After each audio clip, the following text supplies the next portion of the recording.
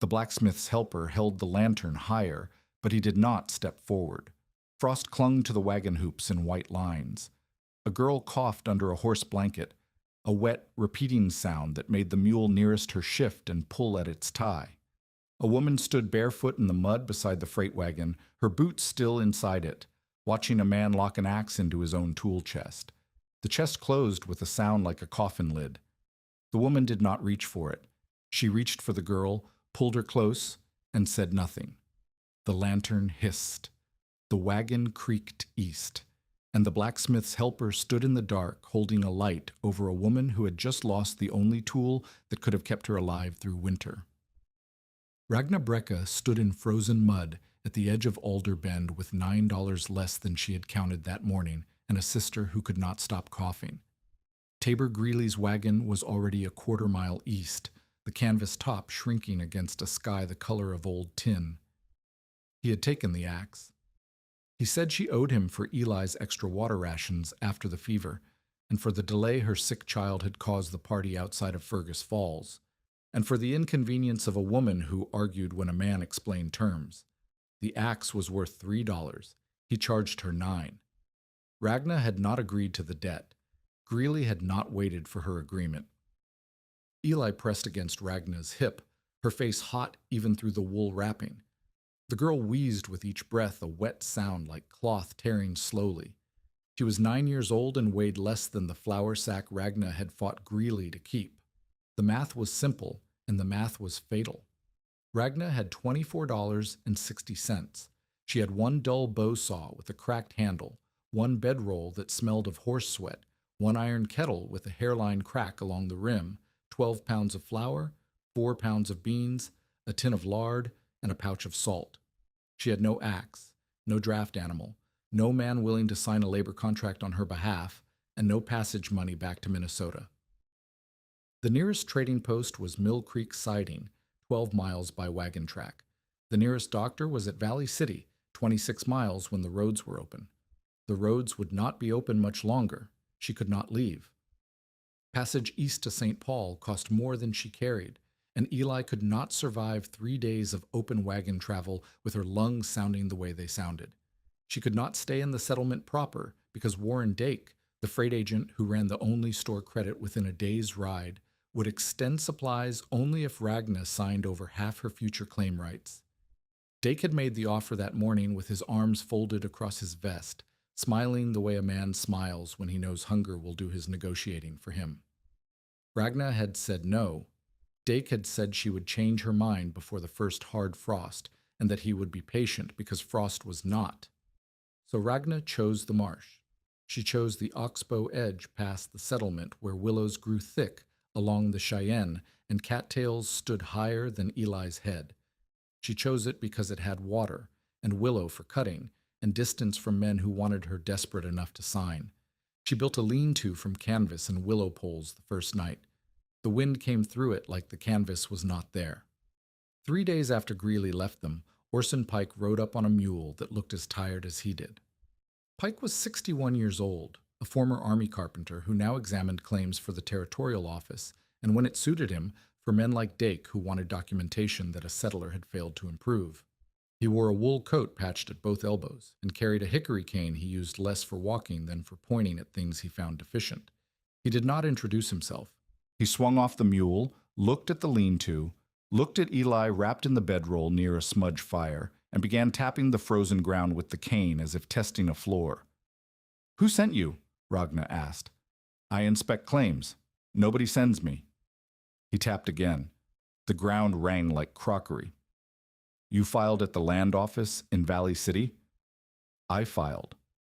"Then you know a legal dwelling under the Homestead Act has to measure at least 8 by 10 feet. Walls, roof, a structure a man can call permanent." He looked at the canvas lean-to. "That is not a structure. That is laundry." Ragna said nothing. Pike walked the perimeter of her claim markers, 4 willow stakes she had driven that morning with the back of the kettle. He counted on his fingers as he walked, and each number fell from his mouth like a nail being driven. A proper winter cabin in this country needs 70 to 80 straight logs, minimum. 4 corner notches per course. Mudded roof over pole rafters. chimney stone, or a stovepipe with a fire-safe collar, hinges, a latch. You will need at least 6 cords of fuel if you plan to run a stove hard through a Dakota winter. He paused and looked at her hands. You do not have an axe. I have a saw. A saw does not fell timber. A saw does not split rounds. A saw does not notch corners. He pointed the cane at her 12 pounds of flour sitting on a flat stone. How long does that last 2 people? 12 days if I stretch it. Winter here lasts 5 months. Pike put the cane under his arm and stood in the wind looking at her the way carpenters look at a joint that will not hold. There was no cruelty in it. There was the flatness of a man who had measured things his whole life and knew when the numbers did not work. Miss Breckett, I have been inspecting claims along the Cheyenne for 6 years. I have seen men with axes and teams and full wagons of provisions fail to build adequate shelter before the freeze. Men with experience, men with neighbors willing to raise walls. You have a dull saw and a sick child. I know what I have. Then you know it is not enough. He mounted the mule. Take her to town. Dake has rooms behind the freight shed. He will find you terms. I know his terms. Pike studied her for a moment. His eyes were the washed-out blue of a man who had spent decades squinting at grain lines in lumber and had transferred the habit to everything else. I will be back before the first deep freeze. If there is no legal dwelling, I file the report. After that, the claim is open. He rode east without looking back. Ragna stood where he had left her and counted the things she did not have. The list was longer than the things she did. She counted them twice, to be sure, because her father had taught her that a woman who counts wrong dies just as dead as a woman who does not count at all. Eli coughed twice from inside the bedroll. The sound carried across the frozen marsh like a door slamming in an empty house. That evening, Marit Vangen walked the half-mile from her own half-finished soddy with a loaf heel wrapped in a rag and a look on her face that sat between pity and impatience. Marit was 29, Norwegian like Ragna, 2 children of her own, left with a neighbor girl while she came.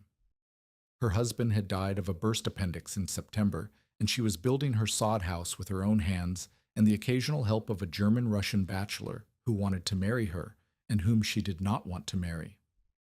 I brought bread, Marit said, handing over the heel. And I brought sense, if you will take it. I will take the bread. Marit looked at the lean-to. She looked at Eli. She looked at the marsh, where cattails stood like brown swords in the failing light, and ice had begun to form in black seams along the shallows. She crouched and touched Eli's forehead. The girl flinched, then pressed closer to the warmth of Marit's hand. She needs a stove, Marit said quietly. She needs dry air and warm broth and walls that stop the wind. I know what she needs. Then go back to town. Take whatever Dake offers. Dake wants half my claim. Dake wants everyone's claim. That does not make the cold less cold. Marit stood, her knees cracking. She was 29, and her knees sounded 50. Everyone's knees sounded 50 in Dakota. There is stubborn, and there is dead. I have seen both in this country, and they look different at first, and the same at the end. Ragna broke the loaf heel in 2 and gave the larger piece to Eli. I will not sign. Marit pulled her shawl tighter against the wind. Then build something, anything, but build it fast because the ground freezes next week, and after that you cannot cut sod, you cannot dig footings, and you cannot set posts. She turned to go, then stopped. The mink use the East Channel. Follow their tracks if you need water that is not frozen yet. Ragna watched her go. Then she looked at Eli, who had eaten half her bread and fallen asleep holding the rest. The girl's breathing rattled like a seed in a dry gourd. Ragna picked up the bow saw and walked toward the marsh. The mink tracks led east along the frozen edge, through crackling ice and dead reed. Ragna followed them because Marit had said to, and because she had no better direction. The tracks curved past a beaver dam, a low wall of sticks and frozen mud stretching across the narrow channel. And beyond the dam, in the shallow pond it had made, Something rose out of the snow. It was not a hill. It was not a rock pile. It was a dome, taller than Ragna at its peak, wider than a wagon in every direction, built from interlocking willow branches and plastered with mud that had frozen into something harder than the sod Marit was cutting. The dome sat on the bank where the pond met solid ground, half in water and half on the frozen slope, and it had the shape of a shoulder pushing up from the earth. Ragna walked around it. She tapped the wall with the flat of her saw blade. The sound that came back was solid, not hollow, except at the crown, where the tap returned a different note, a drum sound, a space inside. She pressed her palm against the frozen mud. It was cold, but the wind that had been cutting through her coat stopped dead against the surface. She moved her hand to a crack between two willow branches. No draft. She held her breath and listened. Nothing moved inside. The beavers were gone. The lodge had been abandoned long enough for grass to grow over the south face and for the underwater entrances to seal with mud and ice. She did not think the word cabin. She did not think shelter. She thought of her father in Hallingdal, kneeling beside a turf wall in the sheep house while wind tore across the mountain. He had pressed her palm flat against the turf and held it there. "Feel that," he said. "The wind is screaming and the wall is quiet. Earth does not argue with wind. It just stands." She thought, the wind dies inside mass. She thought, someone already built the walls. The risk formed in her chest like a stone. If the dome collapsed, she and Eli died under a pile of frozen sticks and mud. If the chamber flooded, they drowned. If the vent sealed, they suffocated in their sleep. If the town forced her out before winter, they froze in a legal shack instead of an illegal animal shelter. Every path ended in the same place. The only question was, which death gave her the longest to work with? She pressed her palm harder against the wall and listened. The dome breathed through its cracks, a low sound, barely there, like an animal sleeping. She tested the dome before she trusted it. Ragna had learned that much from watching her father. He measured before he cut, tested before he loaded, and cursed after he failed, not before. She found a willow wand, thin and straight, and pushed it into the wall at 3 points around the base. The south side gave easily, waterlogged mud, soft and dangerous. The west side resisted like packed earth. The crown, where she had heard the hollow note, was dry and springy under the probe.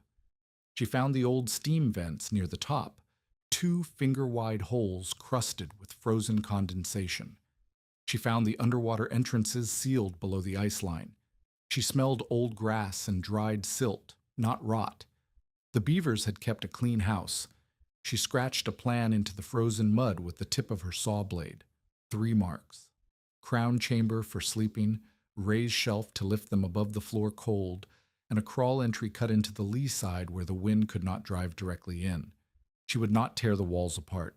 She would carve a human space inside the upper dry chamber and leave the ribs that held the dome together. The next morning, Marit caught her measuring the dome with a strip of apron cloth. Ragna had torn the strip into 10 equal pieces, each 1 foot long, and was laying them along the interior curve she could reach through a gap in the south-facing wall. "What are you doing?" "Measuring." Marit stared at the dome. Her mouth opened, closed, opened again. "You're measuring a beaver mound." "The beavers already solved the wind." Ragna held a candle stub near a crack in the dome wall. The flame leaned a hair's width, then stood straight. "Watch." She carried the candle to her lean-to, 20 paces away, and held it at the opening. The flame blew flat and guttered out. She relit it, brought it back to the dome, and held it at the same crack. The flame stood like a needle. Marit said nothing for a moment. She was calculating. Ragna could see it in her face, the same expression Marit wore when measuring sod blocks, comparing what she had against what she needed. "Beavers have fur," Marit said. "You have a fevered child." "The child is why I need walls that hold still air. A board cabin leaks at every joint unless it is chinked perfectly, and I have no boards and no chinking. A sod house takes 3 weeks to cut and stack, and the ground freezes in 6 days. This dome has 18 inches of mud and willow on every side, and it has been standing longer than either of us has been in Dakota. It could collapse. Yes. It could flood from underneath. Yes. The town will say you have gone mad. The town already says that. Marit touched the dome wall the way a person touches a horse they do not trust, fingertips only, ready to pull back. If it falls on you, I'm not digging you out. If it falls on me, you will not need to. Marit left. Ragna went back to measuring. The dome's interior dry chamber, as far as she could reach, was roughly 6 feet across and 4 feet high. Too small for a legal dwelling. Too small for a woman and a child to survive 5 months without going mad. She would need to find more space inside, or make it, without cutting the ribs that kept the frozen sky above her head. She pushed her arm deeper into the gap, past the first chamber wall, and felt a second pocket of dry air beyond, separated from the first by a lattice of old willow branches woven tight as basketwork. 2 rooms. The Beavers had built 2 rooms. The plan that formed was not a plan so much as a gamble measured in sticks. If she could join the 2 chambers without cutting the load-bearing ribs, she would have a space close to 8 by 10 feet. Close to legal. Close to enough. If she cut the wrong rib, the ceiling would come down, and Pike would find her in the spring under a collapsed mound with a dead child beside her, and Dake would buy the claim for pennies, and no one would remember her name except as a cautionary story about women who measured beaver houses instead of listening to men. The word spread faster than Ragna expected, though she should have expected it. Settlements that size ran on gossip the way stoves ran on wood, and a Norwegian woman measuring a beaver mound with strips of apron cloth was the kind of story that traveled from the mill to the freight shed to the church steps before the woman herself had finished measuring. Warren Dake heard about it while sorting freight manifests. He leaned back in his chair, the only cushioned chair in Alderbend, and laughed. Dake was 42, thick across the shoulders, with a beard he trimmed every Sunday and hands that had never split a log. He had come to Dakota not to farm, but to supply farmers, and he had overbought milled lumber before the railroad freight rates rose in September. Every board in his shed was worth less than he had paid for it, and every settler who improvised with sod or mud or salvaged willow instead of buying his lumber was a customer he would never recover. He did not see Ragna as a woman in danger. He saw her as a woman setting a bad example. "She's nesting with the muskrats now," Dake said to the men around his stove that evening.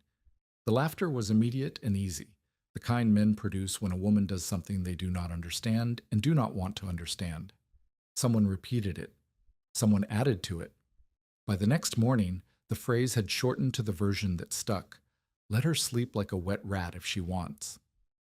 Dake sent for Ragna 2 days later, framing it as generosity. He offered to sell her a bundle of warped boards, the worst in his inventory, already rejected by 2 other buyers, for $18. He offered to rent her an axe for $2 a week. He laid the numbers out on his counter with the patience of a man who knew she could not pay and wanted her to feel the weight of that knowledge. "Winter is not a negotiation," Dake said. "It does not care about your pride." "Neither do I." $18 for the boards, $2 a week for the axe. You could have walls up in 8 days. He spread his hands across the counter as if the lumber were already there between them. "That is survival talking, Miss Brecka, not charity." Ragna looked at the warped boards stacked against the far wall.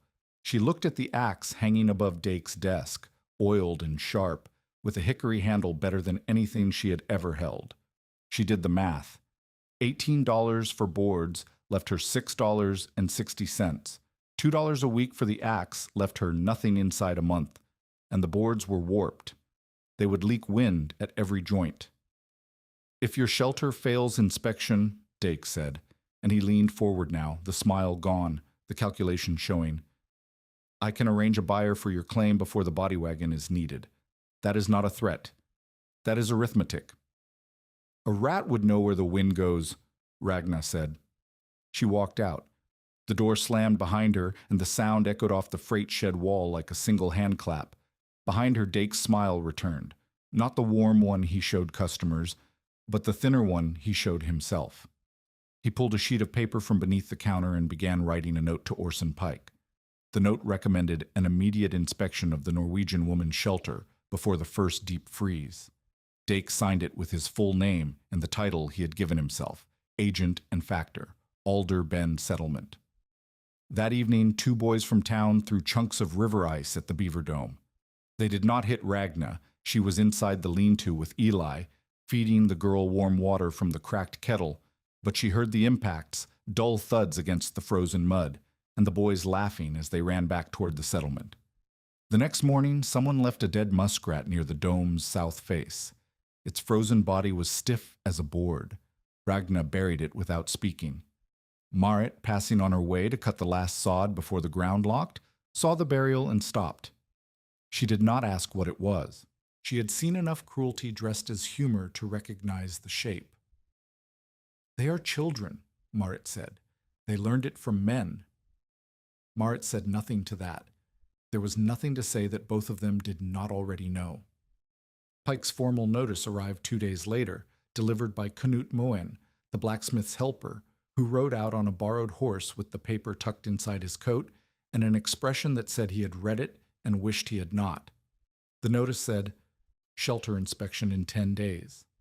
If the dwelling did not meet minimum legal requirements, 8 by 10 feet, permanent walls, roof, and a door, the claim would be listed as unimproved and opened for reassignment. 10 days. Ragna had 10 days to turn an animal house into a legal human dwelling using a dull bow saw and her hands. Knut sat on his horse for a moment after handing over the paper, looking at the dome. He was 27, quiet in the way of a man who worked metal and preferred the conversation of iron to the conversation of people. "Your saw," he said. "It is dull?" "2 teeth are cracked.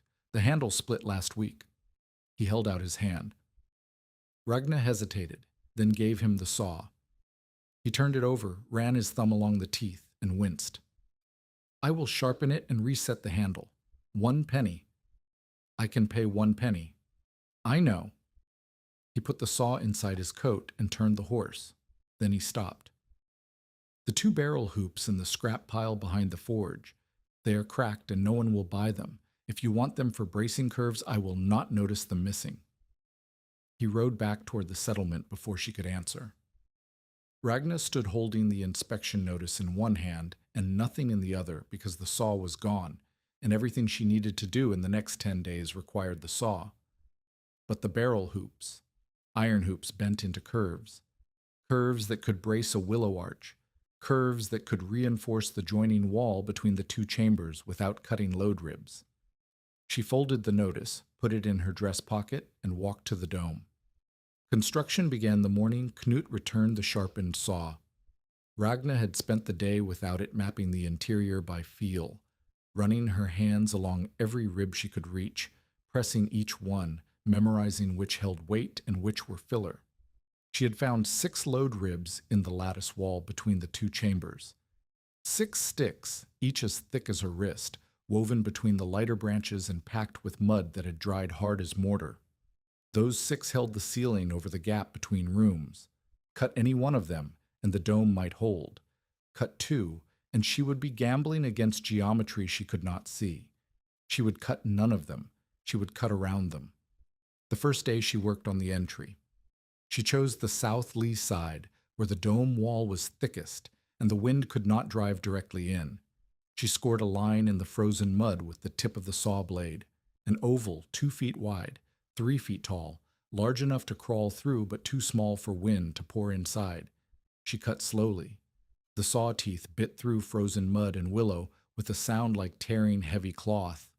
Chips of mud fell inward, and each chip let a gasp of warm, stale air escape.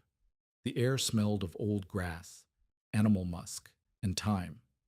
By noon, she had an opening. She pushed her head and shoulders inside. The upper chamber was dark and close. The ceiling arched above her at arm's length, a woven lattice of willow and alder branches coated with dried mud. The floor was packed silt, dry and crumbling. The air was still, completely still. Outside, the wind was steady at 15 miles an hour, and her lean-to canvas was snapping. Inside the dome, her hair did not move. She measured 6 feet 2 inches by 7 feet. The second chamber, visible through the lattice wall, added roughly 4 feet in one direction and 3 in the other. If she could join them cleanly, the total space would reach 8 feet by close to 10. She began the join the next morning. Working by candle stub, she identified the 6 load ribs and marked each one with a scratch from her fingernail. Then she began cutting the filler branches between them, the thinner sticks, thumb width or less, that filled the lattice but did not carry ceiling weight. Each cut required her to saw at an awkward angle, one arm inside the lattice, the other bracing against the chamber floor. Her shoulders ached by the 10th cut. By the 20th, her hands were bleeding where the saw handle had rubbed the skin raw. On the 3rd day of cutting, a section of filler branches came loose, and the ceiling above the join creaked. Ragna froze. She lay on her stomach with one arm through the lattice, holding her breath, listening. The creak did not repeat. She pulled the loose branches out slowly, one at a time, watching the ceiling for movement. Nothing shifted. The load ribs held, but the space she had opened was still too narrow to crawl through. She needed to remove more filler without disturbing the load ribs, and the filler grew tighter and more tangled as she worked deeper. Each branch she cut revealed 2 more behind it, woven in patterns that had no straight lines and no logic she could read. That night the temperature fell hard enough to freeze the water in the kettle solid. Ragna woke before dawn to find Eli shaking under the bedroll, her breath coming in short barks that sounded nothing like sleep. Ragna boiled snow over the smudge fire, mixed the warm water with a spoonful of flour and a pinch of lard, and fed it to the girl in sips. Eli drank without opening her eyes. Her lips were cracked and her skin had the papery look of someone whose body was spending everything it had on the fight inside her chest. 8 pounds of flour remained, 3 pounds of beans, no molasses, no dried fruit, no meat. The lard tin was a quarter full. Ragna did the arithmetic she did every morning. How many days of food against how many days of winter? And every morning the answer was the same. Not enough. Not close. On the 4th day, her candle supply ran out. She worked by feel alone inside the dome, fingertips reading the branches, testing thickness, gauging the difference between a filler stick that would come free and a load rib that would bring down the roof. The darkness was total. The smell was mud and her own sweat and the metallic tang of blood from her torn palms. The sound was her breathing and the scrape of the saw and the occasional groan of the dome above her, adjusting to the space she was making inside it. Her shoulders had swollen where the muscles met the bone.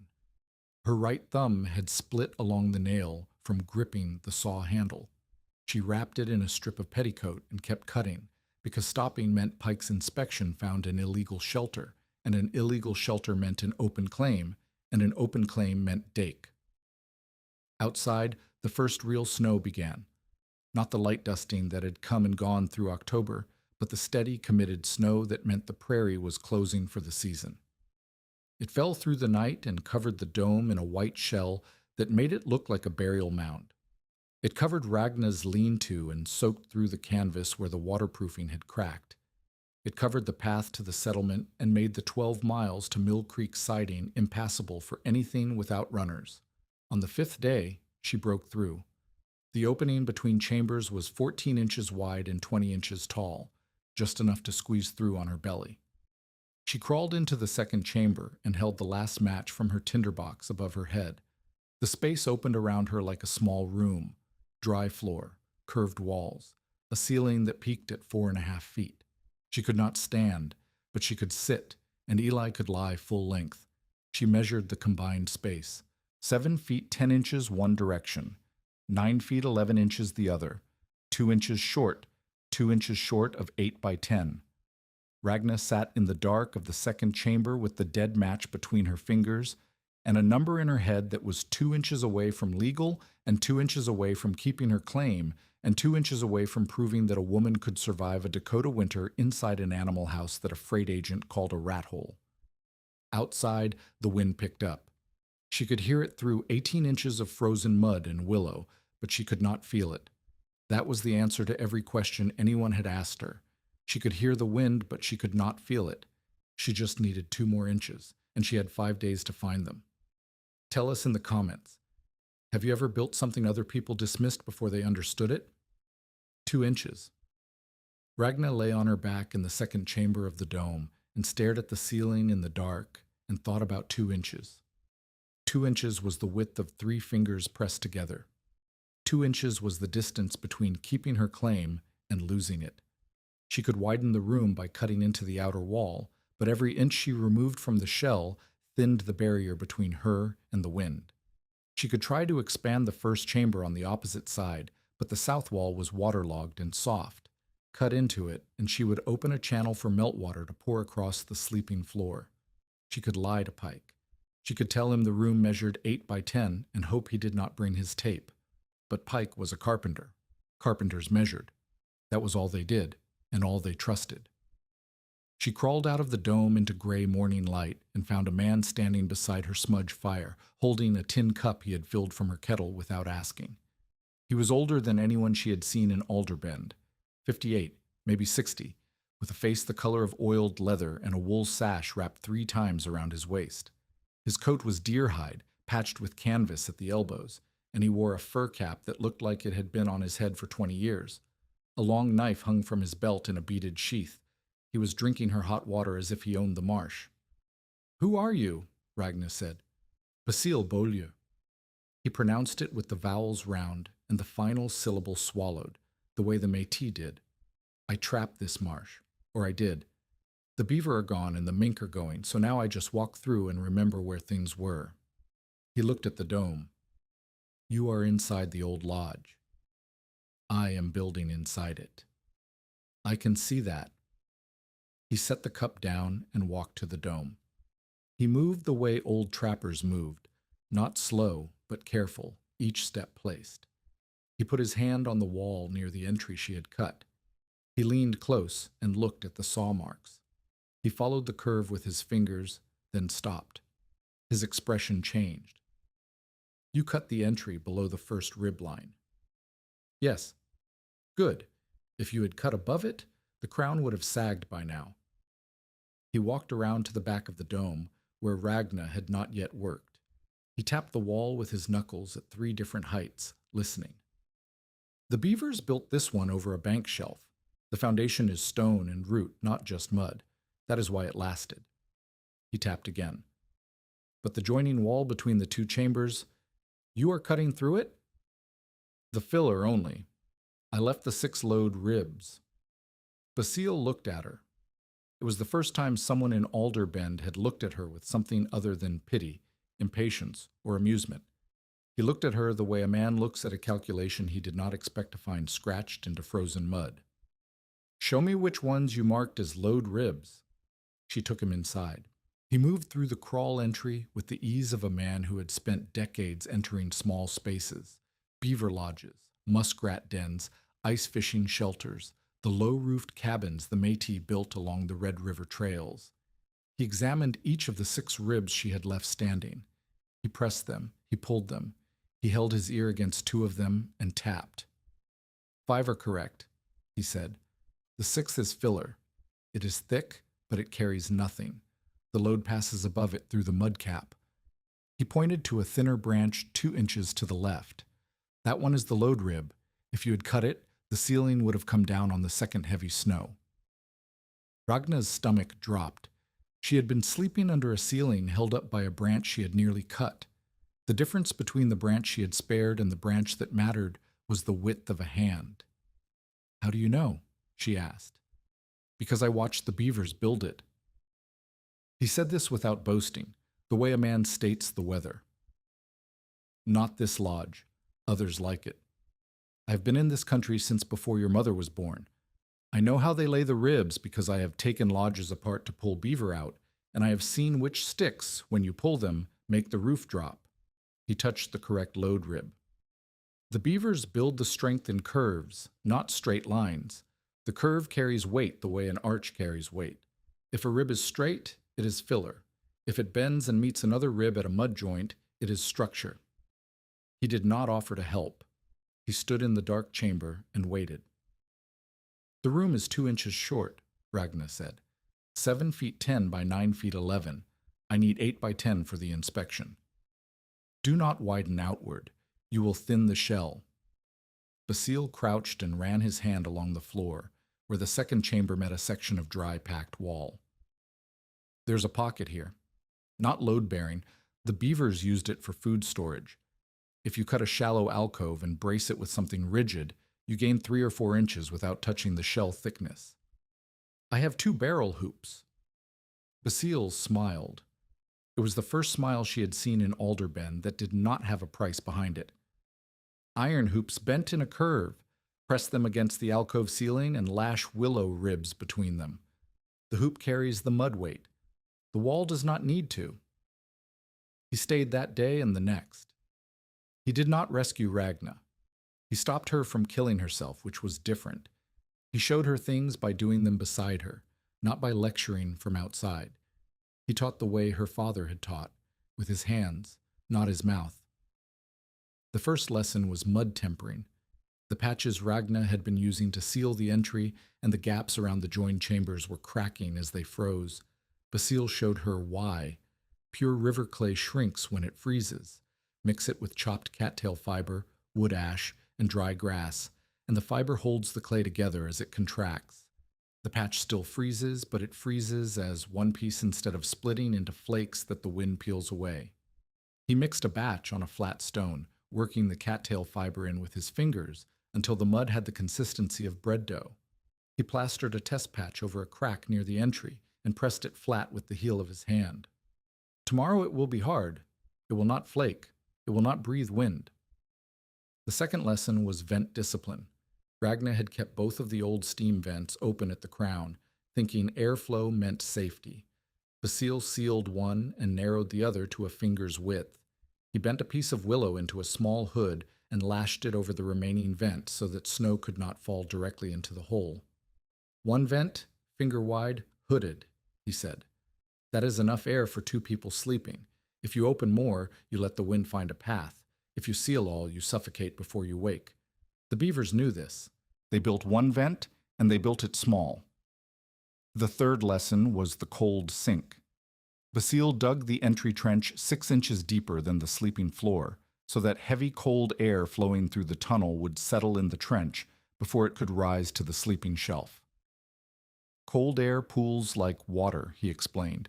It flows downhill and stays in the lowest place. If the bed is higher than the entry, the sleeper breathes warmer air, while the coldest air sits below in the trench, where no one lies. This is why the beavers build their chambers above the waterline, he said. The water is the cold sink. The air above it is warmer. You do not have water, so you use depth. He showed her how to build the sleeping shelf. Willow ribs laid crosswise, lashed with strips of rawhide cut from the lean-to straps she no longer needed, then covered with 3 layers of cattail mats that Ragna had been weaving at night by firelight. The shelf raised the sleeping surface 20 inches above the floor, 20 inches of difference between the cold air pooling in the trench and the air where Eli would lie. When Ragna asked why he helped, Basile said nothing for a long time. He was sewing a cattail mat with a bone needle and sinew thread, sitting on the floor of the first chamber with his legs crossed and his back against the curved wall. Because you measured before you cut, he said. Most people cut first. Then they measure what is left and wonder why it is not enough. The alcove took 2 days. Ragna cut into the dry food storage pocket, while Basile braced the opening with the barrel hoops, pressing them against the ceiling mud and lashing fresh willow between them in a shallow arch. The iron held. The mud above the arch did not shift. The alcove added 4 inches on one wall and 3 on the adjacent side. Ragna measured the combined space, 8 feet 1 inch by 10 feet 2 inches at the widest legal measurement. She measured it again. She measured it a third time because her hands were shaking and she did not trust them. The morning of the inspection, Pike arrived on his mule with Dake walking beside him. Dake wore his good coat, the one with bone buttons, and he carried a notebook as if he planned to record the condemnation for his own files. Pike carried his hickory cane and a rolled cloth tape measure. Pike said nothing to Ragna. He crouched and looked at the entry. He put one hand on the wall and held it there. Then he crawled inside. Dake did not crawl inside. He stood in the cold with his notebook and waited for the verdict he had paid for. Inside the dome, Pike could not stand upright. He knelt on the sleeping shelf and unrolled his tape. He measured the first chamber. He measured the second. He measured the joined space at its widest points, pulling the tape taut, checking the number twice the way carpenters do. Ragna watched from the entry, her body blocking the wind from the tunnel. Eli sat behind her on the sleeping shelf, wrapped in the bedroll, breathing in shallow pulls. Pike pressed his bare hand against the wall. He held it there for a long time. He looked at the mud tempering, the sealed vent, the willow hood, the cold sink entry. He looked at the barrel hoop arch over the alcove. He looked at a woman who had built a legal dwelling inside an animal house using a saw, 2 cracked barrel hoops, and techniques taught by a man who had watched beavers his whole life. 8 feet 1 by 10 feet 2, Pike said. He rolled the tape. He did not look at Ragna when he said it. He looked at the wall. He crawled out. Dake stepped forward with his notebook open. Well, Dake said. Pike took his time mounting the mule. He settled his coat. He picked up the reins. Temporary earthen and willow dwelling, he said, subject to reinspection. He wrote the note in pencil on a scrap of paper, signed it, and handed it to Ragna. Then he rode east, leaving Dake standing beside the dome with his notebook open to a blank page. Dake looked at Ragna. Ragna looked at Dake. Neither of them spoke. The wind spoke for both of them. It hit the dome wall and stopped dead, and the canvas of Dake's good coat flapped against his legs. He left without writing anything in his notebook. In the days that followed, the dome proved itself in small ways that Ragna catalogued like a miser counting coins. The candle flame stood upright in the sleeping chamber, not leaning, not guttering, not flickering in drafts that should not exist, standing straight as a willow rod in still water. Eli's water cup, left on the floor overnight, formed a thin skin of ice near the entry trench where the cold air pooled. On the sleeping shelf, 20 inches higher, the water stayed liquid until morning. In the lean-to outside, which Ragna kept as a work shelter and cooking space, the same cup froze solid by midnight. A hot stone from the smudge fire, wrapped in wool and placed on the sleeping shelf, held its warmth until dawn. 6 hours of heat from one stone the size of a man's fist. In the lean-to, the same stone went cold in 2 hours. The interior mud walls glittered with frost crystals on the coldest mornings, but they did not drip. The frost formed a thin shell on the surface and stayed there, a skin of ice that actually added a layer of seal to the mud beneath it. These were not miracles. They were measurements. The dome did not make heat. It stopped the wind from stealing heat, and in Dakota, that difference was the difference between a fire that warmed a body and a fire that warmed the air where a body used to be. Pike rode past once in late November and did not stop. He sat on his mule and looked at the dome for a long time, then shook his head and continued toward town. Marit came twice to feel the walls, and both times she said nothing, which was more telling than anything she could have said. Dake sent no more notes, but the skeptics were not gone. Pike told anyone who asked that the shelter might hold in still cold, but would not survive a gale. Merritt said she would rather hear logs creak than mud breathe. Dake said the spring thaw would drown Ragna in her sleep. They were not entirely wrong. The dome had not been tested. Still air was one thing, wind was another. December passed. The cold deepened in stages, each one worse than the last, each one a test that the dome met without comment. 20 below, 25 below. The river froze solid enough to walk on by the second week. Birds vanished from the slough. Coyotes stopped crossing the flats at night because even coyotes knew when the air was too cold to breathe while running. Basile came and went. He stayed 2 or 3 days at a time, sleeping on the floor of the first chamber while Ragna and Eli slept on the shelf in the second. He brought no food.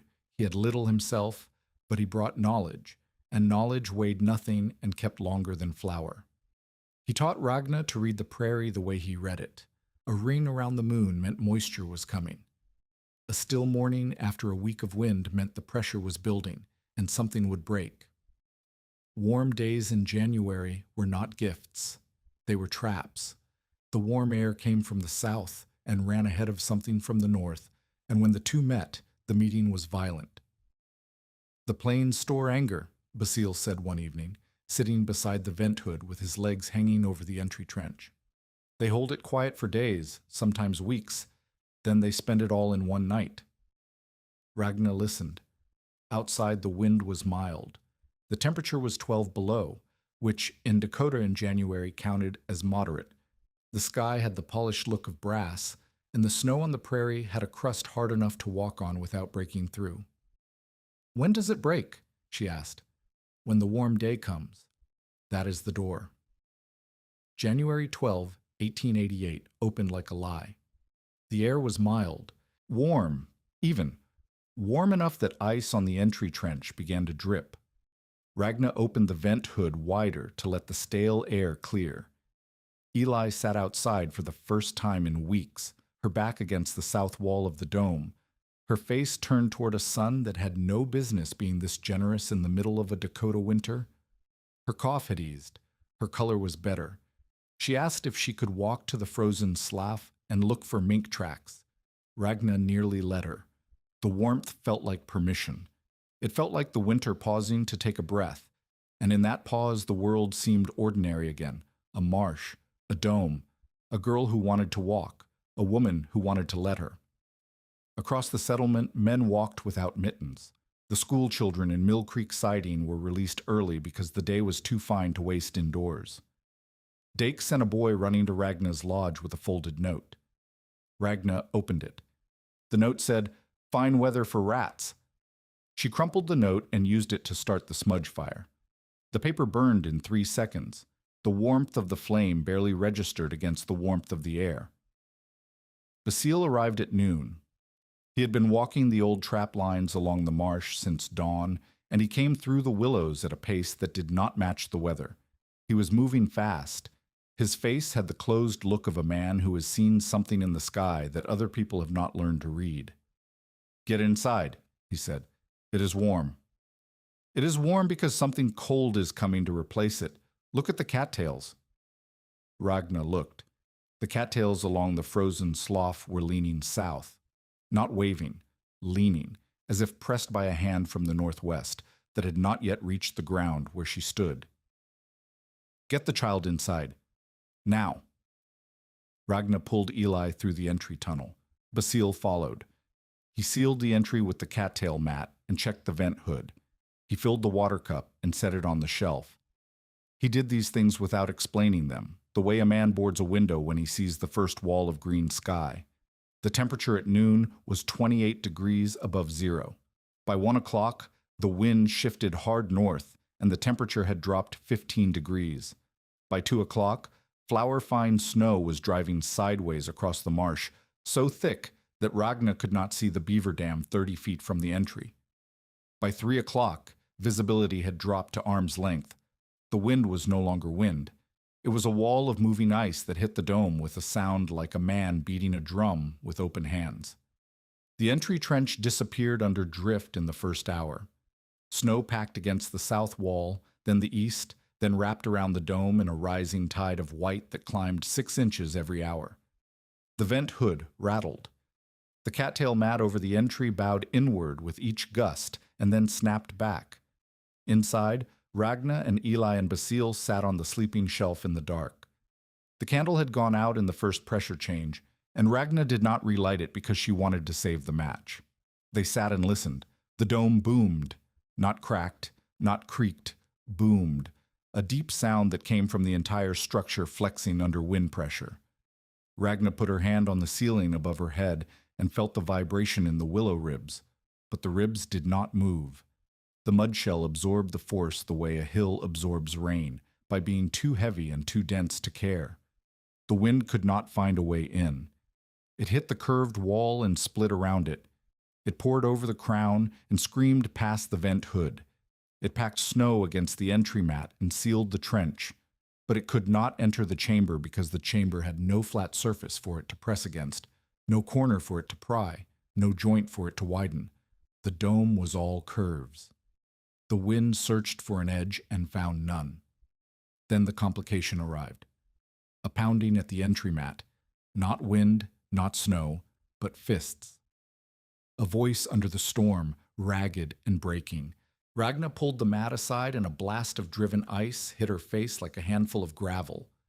Through the white, she saw Marit Vangen on her knees in the trench, clutching a child to her chest. The child was Marit's youngest boy, 2 years old, underdressed and blue around the lips. "He was between the soddy and the barn," Marit screamed over the wind. "I could not get back. I could not find the walls." Ragna and Basile dragged them through the tunnel.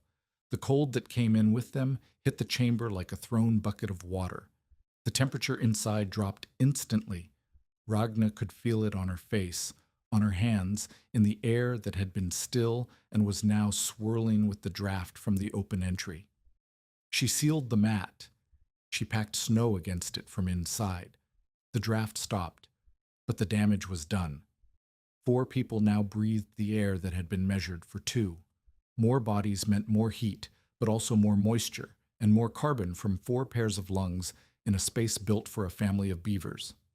Marit's boy had stopped shivering. That was wrong. Shivering meant the body was fighting. When the shivering stopped, the body had started to lose. If you are invested in this story, stay with us, because the next choice decides whether the shelter saves them or seals them in. Ragna opened her dress layers and pressed the boy against her bare skin. Eli, without being told, lay against Ragna's back to hold in the heat. Basile wrapped his coat around all 3 of them and sat against the wall with his arms braced so the coat would not slip. Marit crouched in the entry trench, weeping, her hands too numb to hold anything. "Get on the shelf," Basile told her. "The trench is the coldest place." Marit climbed up. The shelf was not built for 4 people. It groaned under the weight. But it held, because the willow ribs were lashed to the barrel hoop arch, and the arch was iron, and iron did not care how many bodies pressed against it. The hours passed in sounds, the boom of wind against the dome, the hiss of driven snow packing against the walls, the slow, terrifying crust forming on the vent hood as moisture from their breath rose to the crown and froze on the cold willow. If the vent sealed, they had minutes before the air went bad. Ragna watched the vent. She counted breaths. She watched the vent. At what she guessed was 8 o'clock, there was no way to know, no light, no clock, just the feeling of hours stacking on top of each other. The frost on the vent rim thickened enough to narrow the opening to half its width. The air in the chamber changed. It grew heavier. It pressed against the inside of her skull. She unwrapped herself from the boy who had started shivering again, a good sign, the best sign, and crawled across the shelf to the crown. The vent was above her head. She could reach it if she knelt on the highest point of the shelf and stretched. Basile's voice came from the dark. "Use the saw blade. Scrape. Do not stab. If you crack the hood, the snow fills it." She found the broken saw blade by touch. She reached up and scraped the frost from the vent rim in slow, careful strokes, feeling the ice peel away in curls. Cold air poured down through the opening and hit her face. Fresh air. Moving air. The pressure in her skull eased. She could hear Eli breathing again, and then Marit breathing, and then the boy making a small sound that might have been a word. She sat back on the shelf and wrapped herself around the boy again. Outside, the wind screamed. Inside, the air was still. The contrast told the story. Across the settlement, the storm was taking things apart. Dake's frame storeroom lost 2 roof boards in the first hour, and the wind drove snow through the gap in a column that coated everything inside with a layer of fine white powder. Pike's cabin stove smoked badly when backdraft hit the chimney, forcing Pike to crack a window, which let the storm inside and froze the water bucket 2 inches deep before morning. A neighbor's claim shanty, thin boards, poorly chinked, filled with snow through the wall cracks until the drifts inside were level with the sleeping cot. The neighbor survived only because he wrapped himself in a horse blanket and lay on the floor where a pocket of warm air from the stovepipe kept the temperature just above killing cold. One teamster, Jory Bell, nearly died. He left his wagon to find the road when the whiteout closed in and walked in circles for an hour until he could no longer feel his feet. Knut Moen found him by the sound of a horse bell. Bell's team had stayed on the road when their driver had not, and dragged him to Pike's cabin, where Pike cut Bell's boots off and found 2 toes already white. The proper buildings roared and smoked and cracked and leaked. The dome sat under its blanket of driven snow and held a pocket of still air around 4 living bodies. Then something hit the entry mat from outside. Not the wind. Something heavier. A thud. Then silence. Then another thud. Then nothing. Basile sat up. In the dark, Ragna heard him tilt his head toward the entry, the way a dog tilts toward a sound it does not trust. "There is someone outside," Basile said. The entry trench was packed solid with drift. The mat was frozen into the snow that had sealed it. To open it meant digging through the packed snow, letting the storm inside, and losing the heat that was keeping 4 people alive. The chamber temperature would collapse. The boy, just now warming, would cool again. The vent, just now clear, would crust faster with the new moisture from the opened entry. But someone was outside, in a storm that had already driven one man blind and frozen another man's toes to the color of candle wax. Ragna did not ask who it was. She did not need to ask. There was only one person in Alder Bend who would walk toward her lodge in a blizzard and be too proud to call for help. She looked at Basile. Basile looked at her. In the dark, she could not see his face, but she could hear his breathing change, the breath of a man who understood that the shelter had been built to keep the storm out, and that opening it might let the storm win. "We have to open it," Ragna said. "I know," Basile said. "Be fast." Ragna pulled the mat away. Snow fell into the trench in a block. Cold air hit the chamber like a fist. Basile was already moving, crawling over the snow block and into the trench, his hands digging at the packed drift. Knut appeared from somewhere. He had followed the dome's vent steam through the whiteout, the only landmark visible in the storm, and together they pulled a body through the tunnel. The body was heavy, limp, and wearing a coat with bone buttons. Warren Dake, freight agent, lumber broker. The man who had called her a wet rat and tried to buy her claim and sent boys to throw ice at her home. They dragged him onto the shelf. Ragna sealed the mat and packed snow against it again. The temperature in the chamber had dropped at least 10 degrees. Eli coughed hard. Marit's boy whimpered. The candle flame, if there had been one, would have been gone. 5 people on a shelf built for 2. 5 people breathing air measured for beavers. Ragna cleared the vent again. She packed everybody onto the shelf. Eli against the wall, then the boy, then Marit, then Dake's unconscious weight, then Basile at the edge. She plugged the entry trench with cattail mats and the remains of her lean-to canvas. She built a wall of bodies and breath and still air and 18 inches of frozen mud against the worst storm in a generation. The dome held. The ribs above her head did not crack. The mud did not flake. The vent breathed a thin stream of warm moisture into the screaming dark outside, and that stream was the only sign that anyone was alive inside the mound.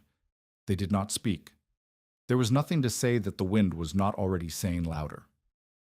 Ragna lay in the dark with Eli pressed against her chest and Warren Dake's unconscious back against her spine, and she listened to the dome boom and hold, boom and hold, boom and hold, while the temperature outside fell past 20 below and then past 30, and the wind drove snow so hard that it scoured the bark off the willows along the frozen marsh. She cleared the vent twice more before dawn. Each time, the frost had narrowed the opening. Each time, her arm ached worse from reaching above her head in the dark. Each time, the fresh air that poured in tasted like the coldest water she had ever swallowed. At some hour she could not name, the wind changed. It did not stop. It shifted, from a steady hammering to irregular gusts, then from gusts to surges with pauses between them, and in each pause she heard something she had not heard in 12 hours. Silence. The storm was thinning. The anger was spending itself. Dawn came as gray light filtering through the vent hole, the first light in the chamber since the storm had started. Ragna could see shapes. She could see Eli's face, pale and drawn but breathing evenly. She could see Marit's boy asleep against his mother's chest. His color returned from blue to something close to pink. She could see Basile sitting upright against the wall with his eyes open, watching the vent the way she had watched it all night. And she could see Warren Dake. He was awake. His eyes were open, and he was staring at the curved ceiling above him, the woven willow, the frozen mud, the barrel hoop arch, with the expression of a man who has woken in a place he does not recognize and is not sure whether the place is real. His first words were not thanks. His first words were not an apology. "Am I dead?" Dake asked. Basile answered from the far side of the shelf. "No. Worse for you. You're warm in the rat house." Dake closed his eyes. The wind outside gave one last surge, booming against the south wall, and the dome took it the way it had taken every surge before, with mass and curve and 18 inches of mud-plastered willow that had been standing since before any of them had come to Alder Bend. Then the wind stopped, and the silence that followed was the loudest sound Ragna had ever heard. Morning light revealed the settlement like a body after a beating. Snowdrifts ran chest-high against every wall that faced north. Pike's chimney leaned 2 degrees off Plum, where the wind had worked the mortar loose. Merritt's soddy was buried to the roofline, the stovepipe packed so tight with driven snow that smoke had nowhere to go, and the interior walls were blackened with soot. Dake's freight shed had lost 3 shingles and a roof board, and the lumber stacked inside. The same warped boards he had tried to sell Ragna for $18 was dusted white and swelling with moisture. Ragna's dome was invisible.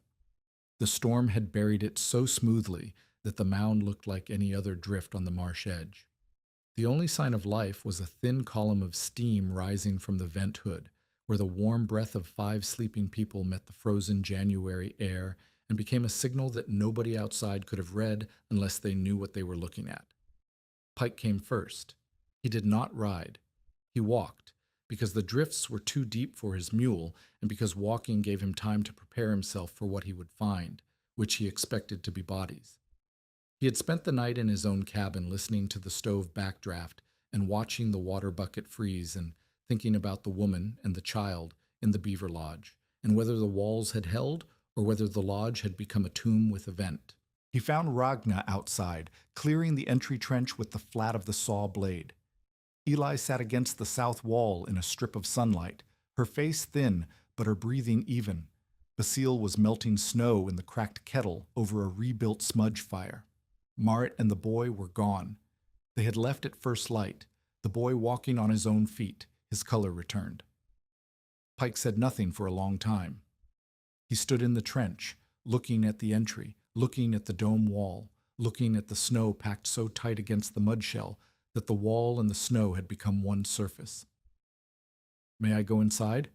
he asked. He had not asked the first time. Ragna noticed the difference. She let him through. Pike crawled into the chamber and knelt on the sleeping shelf. He was quiet for a full minute. Then he pressed his bare hand against the wall, the same gesture he had made during the inspection, but slower now, as if he were listening through his palm. "I measured the wrong thing," he said. "What do you mean?" "I measured corners. I should have measured wind." He pulled his hand away and looked at the mud tempering, the sealed gaps, the willow hood vent, the cold sink trench below the shelf. He looked at the barrel hoop arch over the alcove, still holding its load without a crack. He looked at the space the way a carpenter looks at a joint that should not work but does. Not with admiration exactly, but with the discomfort of a man whose rules have been proven incomplete. He crawled out. He stood in the trench and took a pencil and a folded paper from his coat. He wrote slowly, pressing the pencil hard, the way men write when they want the words to last. When he finished, he read it aloud to Ragna. "Temporary earthen and willow dwelling proved habitable under extreme storm conditions. Recommend study of mud and willow insulation for emergency use." He signed it and handed it to her. I will send a copy to the Territorial Agricultural Office in Bismarck, he said. They will probably ignore it, but it will be on record. Thank you. Do not thank me. I nearly condemned it. He mounted the mule, which someone had brought up from the settlement. The water bucket in my cabin froze 2 inches deep. How did your water fare? Thin ice on the cup near the entry, liquid on the shelf. Pike shook his head once. Not denial, but the motion of a man rearranging what he thought he knew. He rode back toward town. They came over the next 3 days, one at a time, then in pairs. Marit was first, not to apologize, because Marit did not apologize any more than Ragna did, but to ask questions. She brought her oldest child, a girl of 7, and stood in the entry trench while Ragna showed her the vent hood and the cold sink principle. How do you bank snow without sealing the vent? Marit asked. You bank from the ground up, not the top down. Leave the crown clear. The snow on the walls adds mass. More mass means more resistance to the wind, but the vent must breathe. Always. Marit touched the vent hood. She tested the bend of the willow. She pulled the hood off and put it back on, memorizing the lashing pattern. My soddy smoked so bad during the storm I could not see my own hands. The stovepipe packed solid. Your stovepipe is straight. Straight pipes let snow fall directly in. If you bend a willow hood over the top, not touching the hot metal, brace 2 inches above it on a wire frame, the snow slides off and the draft stays open. Marit looked at Ragna for a long time. I said you were stubborn and dead? You said there was stubborn and there was dead. You were right about both. I was just stubborn longer. Knut came next, not with questions, but with a problem. The barrel hoops he had given Ragna had worked so well as arch bracing that he wanted to know if the same principle could reinforce a cracked roof beam in a neighbor's cabin. Ragna showed him how the curve distributed weight across the full span instead of concentrating it at the break point. She drew the forces in the snow with a willow stick, arrows showing where the load pressed, circles showing where the arch redirected it. You cannot fix a cracked beam by putting a straight board under it, she said. The crack just moves to where the board ends, but a curve spreads the weight so no single point takes the full load. Knut studied the drawing. He did not say anything about the drawing being elegant or clever. He said, I need more barrel hoops, and he went to find them. 2 German-Russian brothers, the Hesslers, came on the 3rd day. They lived in a sod house 4 miles north and had survived the blizzard by stuffing rags into every crack and burning their reserve fuel in 12 hours. They had no wood left. They had no rags left. And the next storm was not a question of whether, but when. Can sod walls use the same entry trench? The older brother asked. Yes. Dig a trench in front of your door, 6 inches below the floor level. Line it with flat stones so it does not wash out in a thaw. Cold air settles into the trench before it reaches the room. Your floor stays warmer by 10 degrees. 10 degrees? I measured it. The brothers looked at each other. They had come expecting to ask a favor. They found themselves taking notes. Pike returned at the end of the week and asked Ragna to demonstrate the candle draft test. She held a flame at every joint in the dome wall. The flame stood straight at each one. Pike held the same candle inside his own cabin the next day and found 17 points where the flame guttered. 17 cracks, 17 channels where the wind entered and carried heat away. 17 leaks, Pike said when he told Ragna about it, in a cabin I built with my own hands and called tight. A candle does not lie about wind. No, Pike said, it does not. Ragna shared freely. This mattered more than anything she built, and it mattered because of what she did not do. She did not charge for the knowledge. She did not trade it for favors. She did not hold it back until people apologized for the muskrat on her doorstep or the ice thrown at her walls, or the phrase that still echoed in the settlement like a stain that would not wash. Let her sleep like a wet rat if she wants. She marked diagrams in the snow with a willow stick, vent placement, entry angle, shelf height, mud temper ratios, 3 parts clay, 1 part cattail fiber, half part ash, half part dry grass. She drew the cold sink trench and the curve of the arch, and the lashing pattern for the vent hood. She drew them in the snow because she had no paper, and because snow was free, and because anyone who wanted to learn could kneel beside her and copy the marks before they melted. Dake expected her to sell the method. He expected her to bargain, for an apology, for supplies, for the credit he had withheld. When she did not, it unsettled him more than the storm had. A woman who sold knowledge, he understood. A woman who gave it away was either a fool or a threat, and he could not decide which. His first reaction was denial. He told anyone who would listen that the storm had been luck and drift, that the lodge had survived because the wind happened to miss it, not because the walls were designed to resist it. He stopped calling it a wet rat house, but he did not call it anything else. He simply stopped talking about it, which in a settlement as small as Alder Bend was its own kind of admission. But numbers traveled faster than Dake's explanations. The numbers were simple, and simple numbers are the hardest to argue with. Pike's cabin, built by a trained carpenter with square corners and a proper stove, water bucket froze 2 inches deep during the storm. Marit's soddy, half-finished but sod-walled and heavy. Stove stayed lit but smoked so badly she could not breathe, and the interior temperature dropped to the point where frost formed on the inside walls by morning.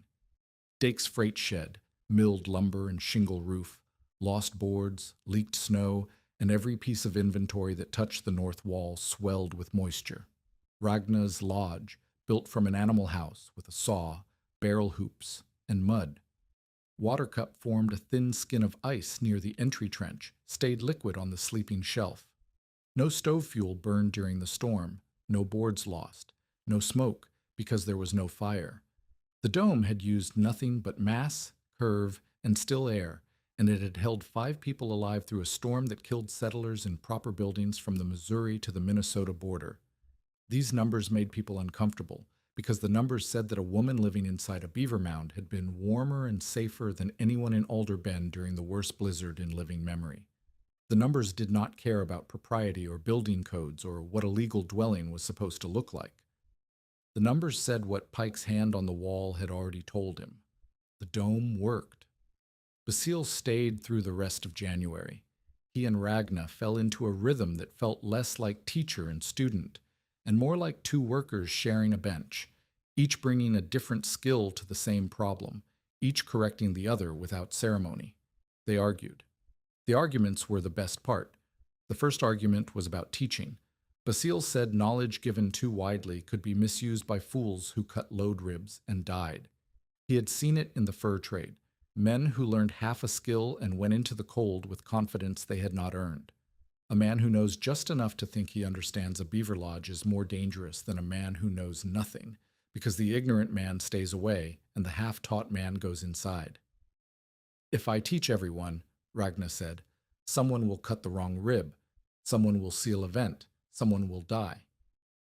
If you do not teach everyone, Basile replied, more will die for lack of knowing. Then I am choosing who dies? No, you are choosing who lives. Those are different ledgers. They compromised. No one received instructions without watching a full demonstration. No one modified a shelter without Ragna or Basile inspecting the work. No one sealed a vent without first passing the candle test. The rules were strict because the consequences were absolute. A sealed vent did not give warnings. It gave unconsciousness, and then it gave death, and the distance between the two was measured in minutes. The second argument was about Basile himself. Ragna wanted him to stay through the winter. Basile said he could not. He had lines to walk, camps to check, people along the Pembina Trail who expected him in February. He had been walking this country since before the territory had a name, and he was not going to stop walking because one woman had found a good use for a beaver lodge. You are 58 years old, Ragna said. The cold is harder on you than it was 10 years ago. The cold is harder on everything than it was 10 years ago. That does not mean I sit still. He stayed until the end of January. He taught Ragna 2 more things before he left. The first was snowbanking, after the shell had frozen hard, not while the mud was still wet, but after Sar, she could pile snow against the outside walls as additional insulation. The snow trapped air in its crystals, and trapped air was the slowest conductor of heat. A dome with 2 feet of snow banked against it lost heat at half the rate of a bare dome. But the timing mattered. Snow piled against wet mud would soak in, freeze, and crack the wall from inside. Snow piled against frozen mud sat on the surface like a blanket. The second was reading the prairie. Basile sat with Ragna on the dome crown at dusk and pointed at the sky, the snow crust, the movement of air across the flats. He taught her the ring around the moon. He taught her the meaning of wind that stopped, not died, but stopped, as if holding its breath. He taught her the 3 signs that a warm spell was not mercy, but bait. A south wind that smelled of wet earth, a sky that went from blue to brass in 2 hours, and birds flying low and fast toward shelter they had picked days ago. The birds know before the barometer, Basile said. They do not read instruments. They read the weight of the air on their wings. He left on the first day of February. He took his crooked knife, his bone needle, and the fur cap. He left Ragna a finger-woven sash, métis style, red and blue, which he tied around the vent hood before he walked north across the frozen marsh. "I will be back before the thaw," he said. Ragna watched him go. He walked the way he always walked, not slow, but careful, each step placed. She watched until he was a dark shape against the white flats, and then a smaller shape, and then gone. February tested the dome twice more, and each time the dome answered the same way, with mass, curve, and still air. Ragna cleared the vent after every snowfall. She checked the mud tempering weekly, patching cracks before they widened. She taught Eli to read the candle flame the way Basile had taught her to read the sky. A flame that leans means a draft has found a path, and a draft that finds a path will widen it until the wall might as well not be there. Eli's cough improved, not vanished. The girl still wheezed on the coldest mornings, but the wet tearing sound was gone, replaced by a dry bark that came and went and did not frighten Ragna the way it had in October. Dry air, still air, a sleeping shelf above the cold sink. The dome was not medicine, but it had stopped making the sickness worse, which was more than the lean-to had done. 3 families asked Ragna to inspect their shelters before the next cold snap. She went to each one and held a candle at every joint, every window frame, every door seal. She found 41 drafts in 3 buildings. She showed each family how to plug them, mud temper for permanent walls, cattail fiber stuffed with tallow for cracks around doors that needed to open. She showed them the cold sink principle and watched 2 of the 3 dig entry trenches that afternoon. She made Marit rebuild her vent hood twice. The first attempt was too tight. It would have sealed in the first heavy snow. The second was too loose. It would have let driven snow pour into the pipe. The third was right, and Marit, who had rebuilt it without complaint both times, stood back and looked at it with the expression of a woman who has just learned that the distance between survival and suffocation is the width of a willow curve. The German settler who lived alone at the edge of the settlement asked Ragna to inspect a sleeping alcove he had cut into his sod wall. She went. She looked. She refused to approve it. "You cut straight through the support rib," she said, pointing at the sod block he had severed to make the opening. "That rib holds the weight of the wall above it. When the spring thaw softens the sod, the wall above the cut will sag, and the alcove will close on whoever is sleeping inside." The settler argued. He said the wall was thick enough. Ragna put her hand on the cut rib and pushed. The sod above it shifted a 1/4 inch. "You are not building a box," she said. "You are borrowing a curve. If you cut the curve, the load has nowhere to go but down." He rebuilt it. He did not thank her. But his wall did not collapse in the spring, and he did not die in his sleep, and those 2 facts said more than thanks. If this story reminds you why preparation matters, share it with someone who needs to hear it before the weather turns. March came, and with it, the thaw Dake had predicted. But the thaw did not come the way Dake had imagined, a gentle melt drowning Ragna in her sleep. It came as a crisis that tested everything Basile had taught her and proved that knowing was not the same as being ready. The beaver dam that had created the pond where the lodge sat had held through the winter because the ice reinforced its structure. frozen water filling every gap, binding every stick. When the March sun softened the ice, the dam began to weaken. Meltwater from the upstream flats poured into the pond, and the pond, which had no outlet because the dam was still mostly intact, rose. It rose 6 inches the first day, 8 inches the second. By the third day, water was seeping into the lower entry trench of the dome, and the sleeping shelf that had kept them above the cold all winter was now keeping them above the water. Dake heard about the flooding and walked out to the marsh himself. He stood on the bank and watched the water creep up the dome's base, and smiled the way a man smiles when the world confirms what he has always believed. "I told you the thaw would drown her," he said to Pike, who had come to watch. "A rat house in a marsh. What did she expect?" But Ragna was not drowning. She was listening. Basile had returned 2 days before the thaw began, thinner than he had been in January, his cough worse than Eli's had ever been. He had walked the Pembina Trail and back, and the walking had cost him more than he admitted. But he had come back because he had said he would, and because the thaw was coming, and because the dam was going to be a problem.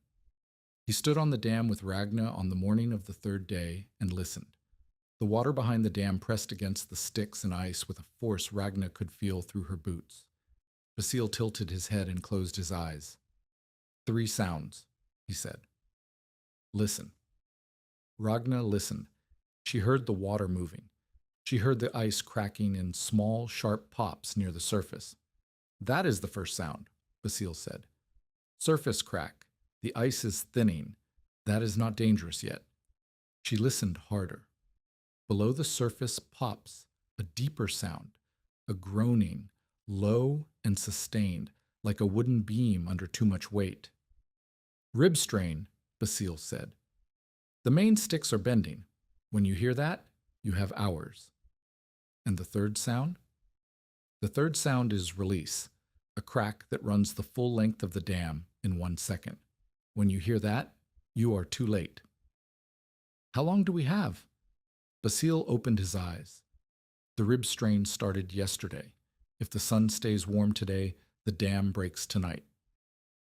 A child from one of the Hessler families, the German-Russian brothers who had come for instructions in January, was on the wrong side of the flooded channel. The boy had crossed on the ice that morning to check muskrat traps, and the ice behind him had broken apart in the rising water. He sat on a gravel bar 60 feet from the bank, watching the water rise around him, too scared to move. Ragna and Basile worked fast. They could not save the dam. The water volume was too great and the structure too compromised, but they could control where it broke.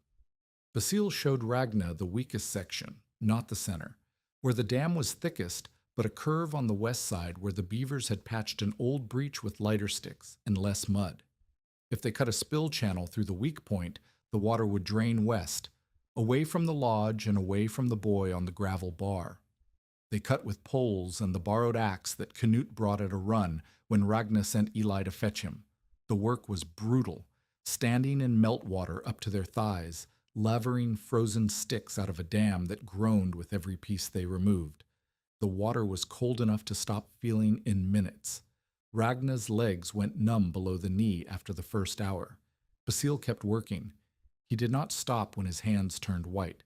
He did not stop when his cough returned so hard it bent him double over the pole. He kept cutting because the boy was on the gravel bar, and the rib strain was getting louder and the release could come at any moment. The Hessler father stood on the bank screaming at his son to swim for it. The boy could not swim. He was 8 years old, and he had grown up on a treeless plain where the nearest water deep enough to swim in was the Cheyenne, and no one taught their children to swim in the Cheyenne. He sat on the gravel bar with his arms around his knees while the water crept over the edges and the bar shrank beneath him. Canute worked beside Basile, shoulder deep in the channel, driving the axe into the dam with a precision that came from years of hitting iron on iron. Each stroke loosened a section of sticks. Each section released a pulse of muddy water. But the channel was not opening fast enough. The dam was thicker than Basile had estimated. The beavers had reinforced the old breach with heavier logs after the original repair, and the logs were tangled with roots that the axe could not reach. Basile stopped cutting. He pressed his ear against the remaining dam wall and listened. His face changed. "The center is starting to strain," he said. "We have less time than I thought. Hit the base of the next log, not the top. The root ball is holding it. Break the base and the water does the rest." Canute adjusted his grip and swung low. The axe hit the base of the log below the waterline. The log shifted. He swung again. The log cracked. He swung a third time, and the log tore free, and the water behind it surged through the gap with a force that knocked Basile off his feet. Ragna grabbed him by the collar and hauled him onto the bank. The channel was open. The spilled channel widened on its own after that. The water found the gap and poured through in a rush that widened the channel from 2 feet to 6 in 30 seconds. The pond level dropped. The pressure on the main dam eased. The groaning stopped. The boy on the gravel bar watched the water around him fall until he could wade to the bank, where his father grabbed him and carried him without speaking. The lodge did not flood. The water in the entry trench drained back to its winter level. The sleeping shelf stayed dry. But Basile had been in the meltwater for 3 hours. He walked out of the channel under his own power, sat down beside Ragna's smudge fire, and began to shake. The shaking did not stop. By evening, it had become a fever. By the next morning, the fever had become a cough that sounded the way Eli's had sounded in October. Wet, deep, and living in a place where coughs should not live. Ragna moved him onto the sleeping shelf and wrapped him in every blanket and cattail mat she had. She boiled willow bark tea the way he had shown her and held the cup to his mouth. She kept the vent clear and the chamber warm and the air still, because still air was all she had and all she knew, and it was the thing he had taught her mattered most. Basile did not improve. The pneumonia settled in his chest like a squatter who intended to stay. He breathed in shallow pulls that rattled with fluid. He slept more than he woke. When he woke, he did not complain, because complaining was not something he had ever learned to do. 3 weeks after the dam broke, on a morning when the first green showed on the willow tips along the marsh, Basile asked Ragna to bring him his crooked knife. She brought it. He turned it over in his hands, the handle worn smooth by decades of use, a finger-woven sash scrap tied around it in red and blue. He held it out to her. "I do not want your knife," Ragna said. "It is not my knife anymore." He coughed. The sound was smaller than it had been, which was not a good sign. When a cough gets quieter, it means the lungs have stopped fighting. Curves, vents, water. Those 3 will keep arguing after I'm gone. "You are not going." But he was. He died on the shelf where he had slept through the blizzard, in the chamber he had taught her to keep, with the vent breathing above him and the cold sink trench holding the heavy air below. He died warm. He died in still air. He died in the place that had proved him right about everything he had ever known about shelter and wind and the structures that animals build when they have no tools and no pride and no reason to make anything except what works. Ragna sat beside him until the light through the vent changed from morning to afternoon. She held the crooked knife with the sash scrap tied around its handle. She did not cry, because crying required energy she had already spent. She breathed the still air that Basile had taught her to keep, and she listened to the silence that a dome makes when the wind stops, and she understood that the silence was the lesson, not the mud, not the ribs, not the math. The silence. Dake tried to steal it. 2 weeks after Basile's death, a handwritten notice appeared on the wall of Dake's freight shed. Dake's patent prairie storm cell, scientifically designed windproof sleeping quarters, available for construction by arrangement, W. Dake, agent and factor. The notice included a diagram that looked remarkably like the one Ragna had drawn in the snow: vent hood, cold sink entry, raised shelf, curved wall. Dake had copied it from memory, or more likely from the notes that the Hessler brothers had taken during Ragna's demonstration. He had added his name and the word patent and the phrase scientifically designed, and he had posted it in the one place where every settler in Alder Bend would see it. Pike saw it first. He stood in front of the notice for a long time, reading it the way he read everything, slowly, measuring each claim against what he knew. Then he walked to Dake's counter. "Show us the vent rule," Pike said. Dake looked up from his manifest book. The what? The vent rule. Your patent storm cell has a vent. What size? What angle? What happens if you seal it? The vent is standard. Any man can see the size. What is the ratio of vent opening to chamber volume? How long does the air last with two people if the vent crusts over? At what temperature does the moisture from human breath begin to freeze on the vent rim? Dake closed the manifest book. These are technical questions. I am not an engineer. No, Pike said. You are not. The woman who designed it is. He tapped the diagram on the notice. This is her work. Everyone in this settlement watched her draw it in the snow. If you want to call it yours, you will need to answer the questions she can answer in her sleep. Pike walked out. He did not pull the notice down. He did not need to. By the end of the week, 3 people had asked Dake the vent rule, and 3 times Dake had not been able to answer, and 3 times the person asking had walked to the marsh to ask Ragna instead. The notice stayed on the wall for another month. Then one morning it was gone, and Dake never mentioned it again. Spring came slowly to Alder Bend, the way it always came to the northern plains, not as a season, but as a negotiation between the cold that would not leave and the sun that would not stop. The snow pulled back from the south-facing slopes first, then from the flats, then from the hollows where it had packed deepest, and last of all from the north side of the Beaver Lodge, where the banked insulation Basile had taught Ragna to build held its shape until late April. Ragna did not mourn the way the settlement expected her to mourn. She did not stop working. She did not sit inside the dome and grieve. She stood on the crown of the lodge the morning after Basile's burial. Knut and the Hessler brothers had dug the grave in the softening ground beside the marsh, marking it with a willow post wrapped in the red and blue sash, and she looked at the settlement and the prairie beyond it, and the sky that was finally something other than gray, and she made a decision that was not a decision so much as a recognition of what was already happening. People were coming to her, not because she asked them to, not because she advertised or posted notices or claimed patents. They came because the blizzard had taught them something that no amount of argument could teach, and what it had taught them was that Ragna Brecka had been right about the wind, and they had been wrong, and the difference between right and wrong in this country was measured in frozen water buckets and lost toes and children who came home blue. She would teach them, all of them, the way Basile had taught her, by doing, not by talking, by making them build it with their own hands and test it with their own candles and clear the vents with their own fingers so that the knowledge lived in their bodies and not just in their heads. By the summer of 1888, Ragna had established 6 principles that she repeated to every family who came to the marsh. She wrote them nowhere because she had no paper and did not trust paper anyway. Paper burned, paper blew away, paper could be copied by men like Dake and called something it was not. She kept the principles in her mouth and her hands, and she taught them the same way every time.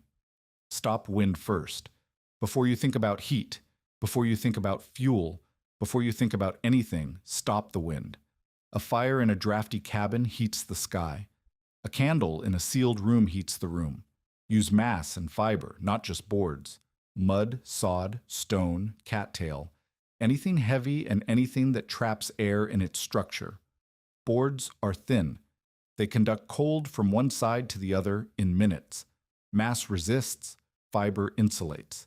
Together they make a wall that holds warmth the way a root cellar holds cool. Raise beds above cold sinks. Cold air is heavy. It falls. It pools on the floor like water. If the bed is on the floor, the sleeper lies in the coldest air in the room. 20 inches of height. One raised shelf puts the sleeper in air that is 10 degrees warmer. Vent every sealed chamber. This was the rule Ragna repeated most often, because this was the rule that killed people when they broke it. A sealed room is a coffin with a slower schedule. One vent, finger wide, hooded against snow. Always. No exceptions. Not even when the wind is worst and the temptation to seal everything is strongest. Especially not then. Let curves carry load. A flat wall pushes straight down. A curve distributes weight across its entire span. This is why the Beaver Lodge stood when the board had lost its roof. The dome had no flat surface for the wind to push against, and no corner for the load to concentrate in. Where possible, build curved. Where curved is impossible, brace flat walls with arched supports, test with candle flame before trusting children inside. Hold a lit candle at every joint, every seal, every crack. If the flame leans, the wind has found a path. Fix it before the first cold night, because the wind that moves a candle flame in October will freeze a child's lungs in January. The work spread through Alder Bend in the pattern that useful knowledge always follows, family by family, each one teaching the next, each one adding what they learned from their own walls and their own mistakes. 12 families added cold sink entries or inner storm pods to their existing shelters before the winter of 1888 to 1889. The storm pods were Ragna's simplest innovation, small willow and sod sleeping cells built inside drafty cabins, creating a shelter within a shelter. A family whose cabin leaked at every joint could build a pod in one corner, 6 feet by 4 feet, mud plastered and vented, and sleep inside it while the wind screamed through the walls around them. It was not elegant. It looked like a beaver mound growing inside a human house. But it worked, and working was the only standard Ragna applied. 3 abandoned beaver lodges along the Cheyenne were found by settlers who had heard about Ragna's success and wanted to repeat it. She inspected all 3 and marked them unsafe. 2 were waterlogged to the crown, 1 had lost its load ribs to rot. She nailed willow crosses over their entries and told the settlers who had found them that a lodge was not a lodge just because it looked like one. The structure had to be tested, the ribs had to hold, the chamber had to be dry. Without all 3, the lodge was a trap, not a shelter.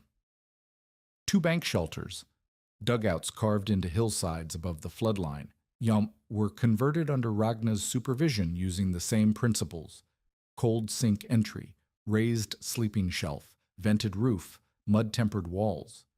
The work took a week each and required the labor of 3 men per shelter, but the result was a windproof emergency space that could hold a family through a 3-day storm without any fuel at all. 1 community shelter was built from scratch. This was the largest project and the one that brought Ragna's authority into sharpest focus. The shelter sat at the edge of the settlement, halfway between the school and the church, and it was designed to hold 20 people in an emergency. Ragna insisted on willow ribs set in curves, sod walls packed with cattail fiber, mud temper over every surface, a legal timber door, bought at cost from a lumber dealer in Valley City, not from Descas, and 2 exits. Every shelter must have 2 exits, or 1 main exit plus a breakout panel. She had learned this from the blizzard night, when the single entry to her dome had been buried, and the only way out was to dig through packed snow. If a second exit had existed, a panel of light willow that could be kicked outward in an emergency, the digging would have been unnecessary.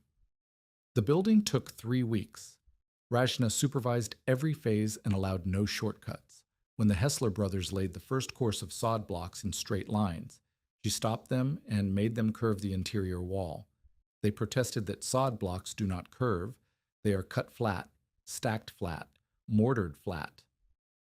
Ragna took a block, scored it with the crooked knife on the interior face, and bent it gently along the score until the inner edge compressed and the outer edge opened. The curve was shallow, barely visible to the eye, but when 12 blocks were laid this way in sequence, the wall followed an arc that distributed the roof weight across its entire length instead of concentrating it at the corners. "You are adding a day of work," the older Hessler brother said. "I am subtracting a collapse," Ragna said. He did not argue again. The sleeping shelf required its own lesson. Ragna built a demonstration section, 4 feet long, 3 feet wide, and loaded it with stones until it held 200 pounds. Then she asked the Hessler brothers to stand on it. They did. The shelf held. Then she removed 1 crosswise rib from the underside and asked them to stand on it again. They refused. They could see the gap where the rib had been, and they could see how the remaining ribs bowed under even the weight of the stones. "Every rib matters," Ragna said. "Not because 1 rib holds the weight, because every rib shares the weight. Remove 1 and the others carry more than they were built for. Remove 2 and you test the lashing. Remove 3 and you sleep on the floor. She rebuilt the demonstration shelf with the rib replaced and left it standing beside the community shelter for the rest of the construction, so that anyone who came to help could see what one rib meant. Knut Moen built the door hinges and the iron bracing for the breakout panel. He also built iron scrapers from broken wagon tires, curved blades that could cut frozen mud without cracking it, shaped to follow the contour of a plastered wall. The scrapers became the most requested tools in Alderbend because every family that added a storm pod or a cold sink entry needed to cut frozen mud, and Ragna's bow saw, however sharp Knut kept it, was not designed for curves. He worked in the forge and she worked in the field, and they met at the community shelter most evenings to check the day's progress. Their conversation was about ribs and vents and mud ratios. It was about where the breakout panel should hinge, and whether the sleeping shelf should be one long platform or 2 separate sections with a gap for the vent draft. It was about iron and willow and the best angle for a cold sink trench in clay soil versus silt. Ragna taught Knut to test wind with candle flame. He held the candle at every joint in the community shelter and found 3 leaks on the first pass, cracks where the sod blocks met the timber doorframe, where the curve of the wall transitioned to the flat surface needed for the hinges. He sealed each one with mud temper mixed to Ragna's ratio, working the cattail fiber into the clay with his forge-hardened fingers. When the candle stood straight at every joint, he set it on the sleeping shelf and watched it burn in air so still the flame did not waver. "It works," he said. He said it the way a blacksmith says metal has reached the right color, not with wonder, but with the satisfaction of a principle confirmed. "It works," Ragna said. "Every time." It was not about anything else, and because it was not about anything else, it became about everything else.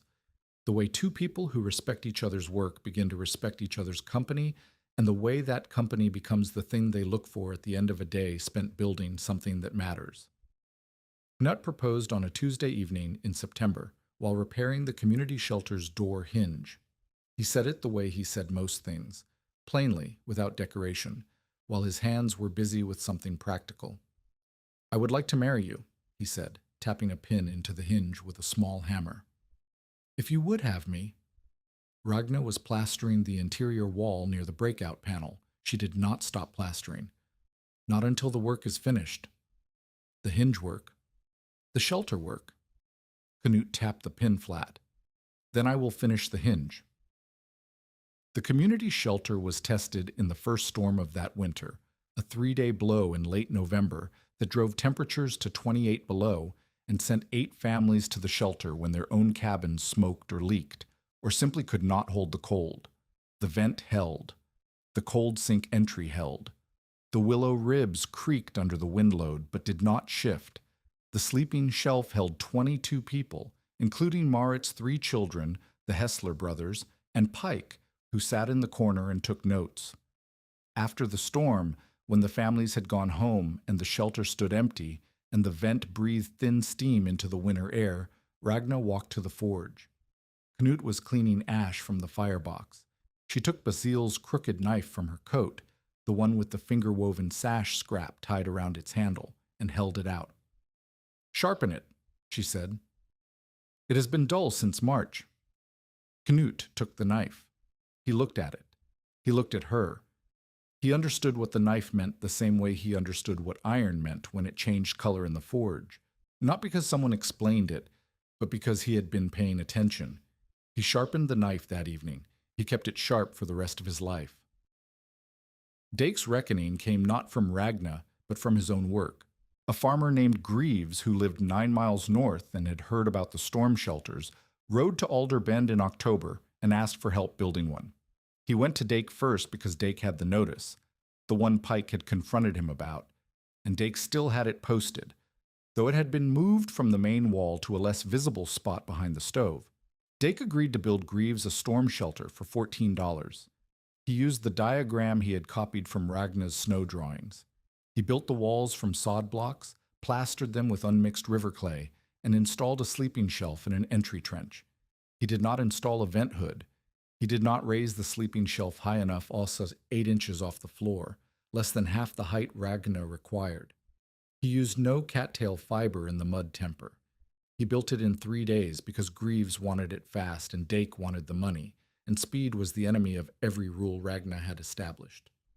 The result looked correct from the outside. It had the shape. It had the entry trench. It had a vent opening in the roof, though Dake had not hooded it. A man who had never been inside a working storm shelter would have looked at Dake's construction and called it sound. The shape was there. The principles were not. The first cold night told the truth. Greaves lit a small, warming fire inside, something Ragna had never permitted without a proper flue, but Dake's instructions had not mentioned this restriction because Dake did not know it existed. Smoke filled the chamber in minutes. The unmixed clay, which had dried brittle without the fiber to hold it together, cracked and fell from the walls in palm-sized flakes that scattered across the sleeping shelf like broken plates. The shelf, only 8 inches above the floor, put Greaves in the coldest air in the room where the smoke collected thickest. The missing vent hood meant the single opening crusted shut within an hour as moisture from the fire and from Greaves's breathing rose and froze on the cold rim. Greaves woke gasping at 2 a.m, dizzy and sick, and had to kick through the entry plug to reach open air. He lay in the snow outside his own shelter for 10 minutes, breathing, vomiting, waiting for his vision to clear. No one died. That was the only good thing about it. Greaves rode back to Alder Bend the next morning and walked into the freight shed and told every man present what had happened. His face was still gray. His hands shook when he set them on the counter. He looked at Dake the way a man looks at someone who sold him a horse that went lame on the first mile. Pike was there. He had come in for nails. He listened to Greaves ask 3 questions about the vent, the shelf height, and the mud, and then turned to Dake. "I condemned it," Pike said, "publicly. The shelter you built for Greaves is unsafe. The vent is absent. The shelf is too low. The mud is unmixed. It failed on the first cold night." "The design is sound," Dake said. "Greaves used it wrong." Greaves used it the only way a man can use a shelter without a vent. He nearly suffocated. If there had been children inside, they would not have woken in time. Pike did not raise his voice. He did not need to. The freight shed had 6 men in it, and all 6 had survived the January blizzard, and all 6 knew who had built the shelter that worked and who had built the one that did not. Dake looked at the men. The men looked at the floor, the ceiling, the door, anywhere but at Dake. The silence was worse than any accusation Pike could have made. A week later, Marit and Knut and Pike stood in the freight shed when Dake came through the door. He stopped when he saw them, not because they were threatening, but because they were waiting, and the waiting had the quality of a verdict that had already been decided. Marit stood with her arms folded. Knut held a scraper he had been sharpening, turning it in his hands with the easy patience of a man who could wait longer than the person he was waiting for. Pike leaned against the counter with his cane. Dake looked at Ragna, who stood near the stove where the men had laughed about wet rats a year ago. She stood in the exact spot where the laughter had been loudest. She had not chosen the spot deliberately. She had chosen it because it was warm, but the symmetry was visible to everyone in the room. "I called it a rat house because I could not sell it," he said. The admission sat in the air like a stone dropped into still water. It was not an apology. It was not remorse. It was the truth that had been underneath the laughter and the mockery and the predatory credit offers and the muskrat on the doorstep.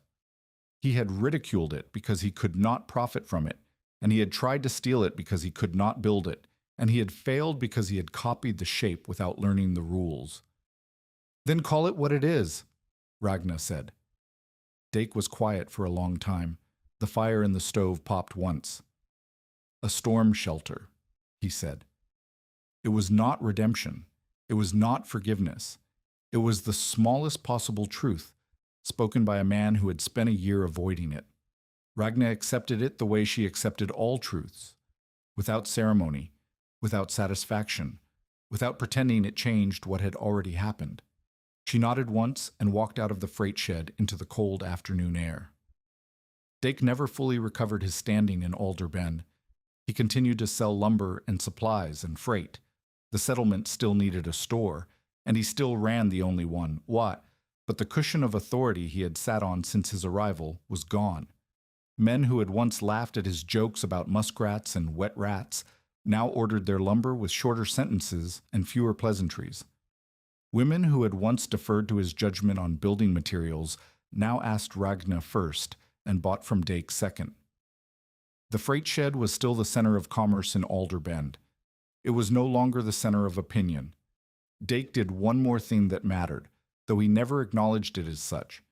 He quietly dismantled the Greaves shelter and rebuilt it himself, correctly this time, with a vent hood, a raised shelf, and mud temper mixed to Ragna's ratio.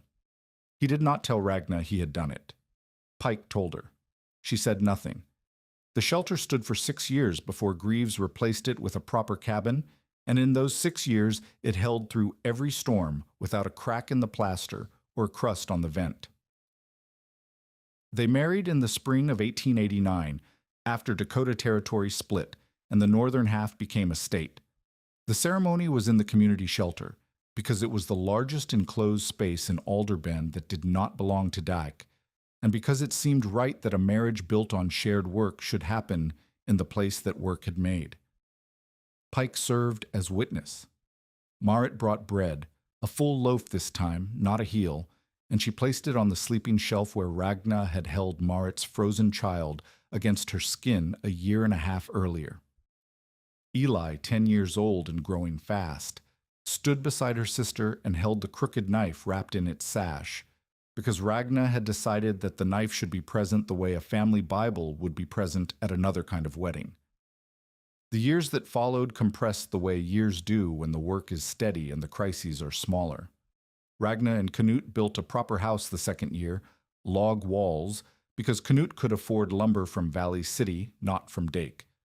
But Ragna insisted on a cold sink entry and a mud-tempered interior wall and a vent hood on the roof.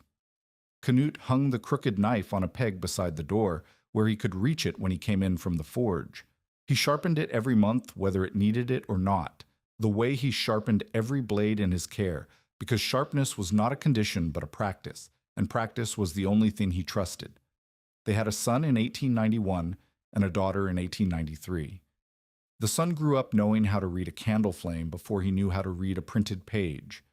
The daughter learned to mix mud temper the way other girls learned to mix bread dough, by feel, by ratio, by the texture between her fingers that said the clay was ready. Ragna taught them both the same way Basile had taught her, by doing, not by talking, with their hands in the material and their eyes on the result. Ragna kept the Beaver Lodge maintained as an emergency shelter. She walked to the dome every week and cleared the vent and checked the ribs and patched the mud. The walk became a ritual that marked her years. The same path through the willows, the same sound of her boots on the frozen marsh in winter and the soft ground in summer, the same moment of placing her palm against the mud wall and feeling for the stillness inside. She did this for 20 years, until the dome finally settled past repair and she let the marsh take it back. The willows grew over it. The cattails closed around it. The structure that had saved 5 people in the worst blizzard in living memory returned to the ground the beavers had built it from, and the ground did not know the difference. Eli survived childhood. She grew into a woman who stood straight and spoke clearly and carried a dry cough on the coldest mornings that never quite went away, a souvenir from the winter she had spent in a lean-to before the dome was ready. She became a school teacher at Mill Creek Siding, and she kept 2 things in her schoolhouse that no other teacher in the territory kept: a willow vent rod hung beside the door and a coil of rope tied to the porch post, long enough to reach the nearest barn. She told her students that if the sky turned green-gray and the wind shifted north, they should tie the rope to the belt of the smallest child and hold the other end and walk. She never lost a student in a blizzard. She never forgot why. The community changed in the ways that Ragna had planted, and in ways she had not predicted. Children grew up knowing how to clear a vent after a snowstorm, the way children in other places knew how to prime a pump or check a chimney flue. Women compared mud temper recipes the way they compared bread recipes, arguing about the right proportion of ash, whether cattail fiber from the spring cut worked better than the fall cut, whether river clay from the bend outperformed clay from the flat bank. Men stopped laughing when Ragna measured a wall. Some of them started measuring their own. Pike sent his written recommendation to the Territorial Agricultural Paper in Bismarck. The paper published it in a back column under the heading Emergency Shelter Notes. Pike's name was on it. Ragna's was not, because Pike had not put it there, and Ragna had not asked him to. The information mattered. The name did not. Ragna lived at Alderbend into old age. She was never wealthy. She was never famous beyond a few paragraphs in a government paper and the memory of people who had survived a blizzard inside a mound of mud and willow. When storms gathered, wagons still stopped at her yard before they stopped at Dake's freight shed. They stopped because the woman who lived there knew something about the wind, and the wind was not something you wanted to face without knowing. One afternoon near the end, the exact year does not matter, because the lesson was the same whenever it happened. Ragna heard boys laughing near the marsh.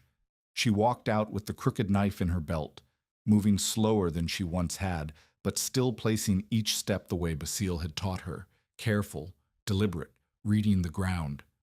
She found 3 boys at the edge of the old lodge. The dome had sunk and softened over the decades, its crown collapsed inward, its ribs exposed like the skeleton of something ancient. The boys were daring each other to crawl inside. Ragna stopped them. Not gently. She had never been gentle about shelters, and she was not going to start. She told them the dome was not safe. She told them the load ribs had rotted, and the ceiling would come down if they touched it. She told them they could die inside a pile of sticks and mud before anyone knew they were missing. Then she told them why it had stood. Not magic, not luck, not the stubbornness of a woman too foolish to listen to men who knew better.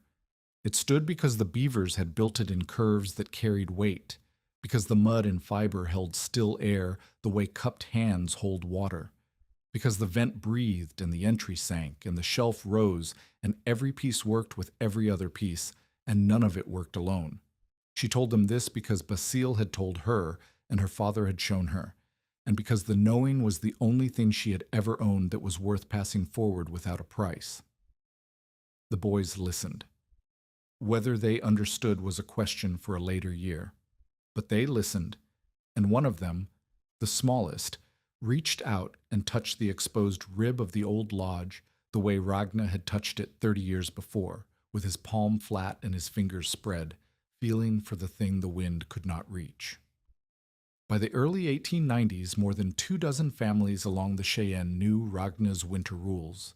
Bank snow after freeze, never seal a vent, raise the bed, test the flame, respect the curve. One detail carried the spread more than any teaching session or demonstration or diagram drawn in snow.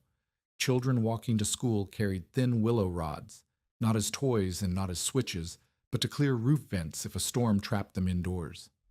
The rods became as common as lunch pails on the road between Alderbend and Mill Creek siding, and every child who carried one knew why, even if they had never seen the old Beaver Lodge and never met the woman who had measured it with strips of apron cloth. Ragna Brika lived out her years beside the Cheyenne marsh with Knut, with Eli when she visited, and with the nieces and nephews who passed through the house in winter because the house was warm, and the woman who kept it knew things about the cold that other people had forgotten or never learned. She was not famous. She was not remembered in the histories that recorded the blizzard of 1888. She was remembered in the walls, in the vents that breathed, in the entries that sank, in the shelves that rose above the cold, in the curves that held when corners cracked. Her hand on a mud-plastered wall in old age looked the same as her father's hand on a turf wall in Hallingdal. Palm flat, fingers spread, feeling for the stillness on the other side. On January 12, 1888, the temperature on the northern Dakota plains dropped from above freezing to below zero in less than 3 hours. The wind drove snow sideways hard enough to blind a man at arm's length. Proper buildings, squared, cornered, chinked, and stoved, roared and smoked and cracked and leaked. Warren Dake, freight agent and lumber broker, had said of the woman living in the Beaver Lodge, "Let her sleep like a wet rat if she wants." The proper buildings roared. The mocked shelter held. Inside it, behind 18 inches of mud and willow and a vent that never sealed, Ragna Brecca kept a pocket of still air around every living body in her care. The wind searched all night for a corner, and Ragna Brecca had given it none.